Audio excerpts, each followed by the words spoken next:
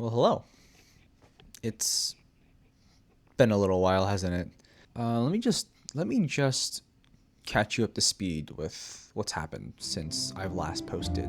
I got a new job, started attending film classes at my local community college, traveled a bit, am still with the love of my life, living at home, and now I'm pursuing a career as a full-time filmmaker. So, a lot has changed in the time that since I've last posted.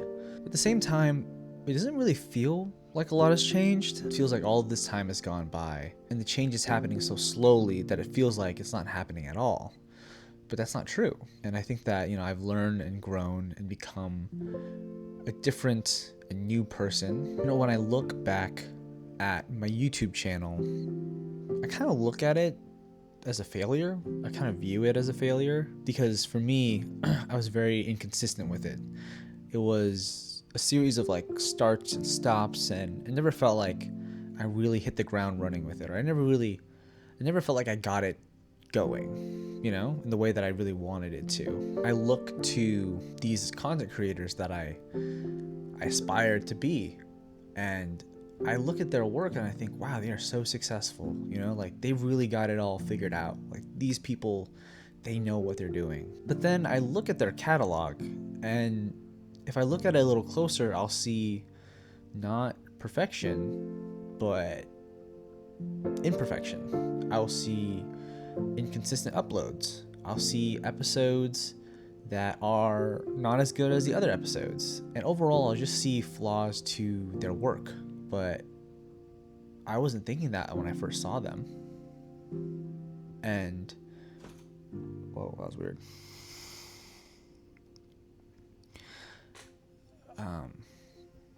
But I wasn't thinking that when I first saw them. But when I look at it, now I see imperfection.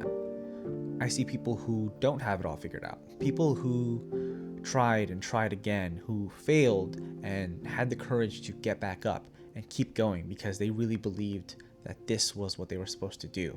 And in some ways, it took me a long time to understand that. It took me a long time to get that idea. I think about running a lot, and I think about how running isn't really something that I like to do.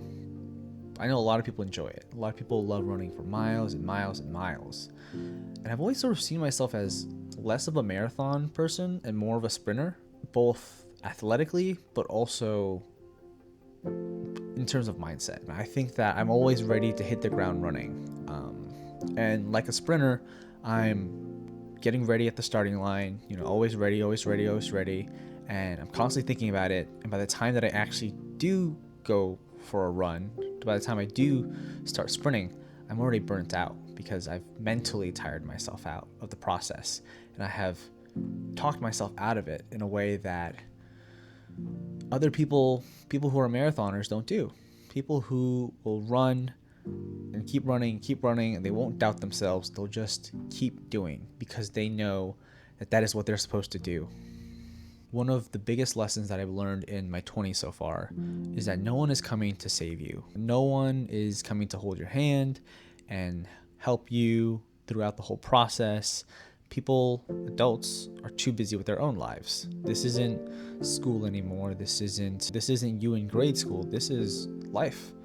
And the truth is that no one is going to help you if you don't help yourself. And for a long time, I think I had a bad mentality that was holding me back, where, like the sprint analogy, I was constantly getting ready and I was like thinking about it, and I would talk myself out of it, and I'd have all these negative thoughts that would plague my mind. And by the time that I was ready to start, I was already burnt out, because I had already told myself that I would fail, and anything that I would do afterwards would look like a failure in that regard. One of my favorite films is The Worst Person in the World. It is a Norwegian film directed by Joachim Trier, and the lead role is played by Renate Reinsve. And it's about a woman in her early 30s who makes very impulsive, sometimes it looks like irrational on the outside, decisions that affect herself and everybody else in her life. And the movie is sort of you going through this journey for her of making these decisions, and you're always in her mindset, and you're always seeing that every time she makes a decision and something happens, she always views herself as a burden or as a failure or as somebody that isn't worthy of a good life. I think it's a very apt view of depression, in the sense that, like, it's not about a person who's lying in bed and is just moping around. It's about a person who is actively making decisions and regretting them and feeling like every wrong thing that happens to them is because of them and because of what they're doing. That bad mentality is sort of validating itself. It's a repetitive cycle where you do something and maybe you don't do it to your fullest extent because you're not confident in it. And when you fail because you blame yourself. And that validates the idea that maybe you're a bad person and maybe you don't deserve to have a good life. But, you know, the movie teaches you that you are not the worst person in the world, that you do deserve to have a good life, and that you shouldn't labor over your decisions so much to the point where you are your own poison, that your mentality is poisoning the well of your mind, of your mindset. And, you know, going back to the whole lack of consistency thing with me, at least for this YouTube channel, you know, I was thinking about that, and I was thinking about how I don't think anybody is really consistent. Like, I don't think humans are meant to be consistent. We're not robots. We're not repetitive machines. I think that humans are iterative. You know, I think that humans are iterative in the sense that they will fail, they'll pick themselves back up, and they'll fail again, and they'll pick themselves back up, and they'll do that process over and over and over again. And eventually they will form and become a new version of themselves. And that's that sort of iterative nature. That's that iteration coming through. I think that consistency is something that you can aim for, but it's something that you will always fall short of as a person, as a human, because you are a person with your own thoughts and feelings, and a lot of the times we let our thoughts and feelings dictate how we move through the world rather than logic. And it makes sense, because if we moved through the world simply with just logic, then we wouldn't be human. Like, what makes us us is our emotions and our feelings and how that informs our decision making, not logic. Our decisions a lot of the times are often irrational if you really look at it. If somebody was watching me make my decisions throughout my life, they'd probably think, wow, that guy has no idea what he's doing. They'd probably think, wow, he's making some really irrational decisions. Like, why is he doing that? And there's no real sense to it to somebody on the outside, because we're trying to look at people with logic. But when we're making our own decisions for ourselves, we are dictating it by how we feel and our experiences in the past and in that moment and our fears for the future. And because of that, that informs how we move through the world. And that's okay.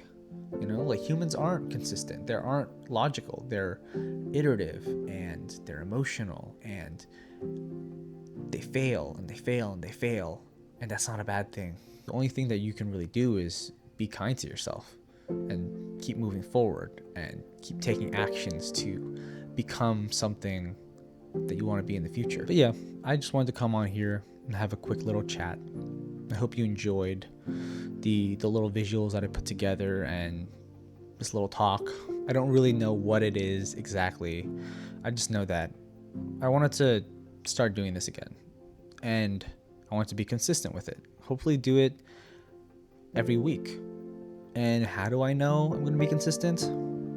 I don't. But I know that I know more about myself now, and hopefully that informs how I make my decisions in the future.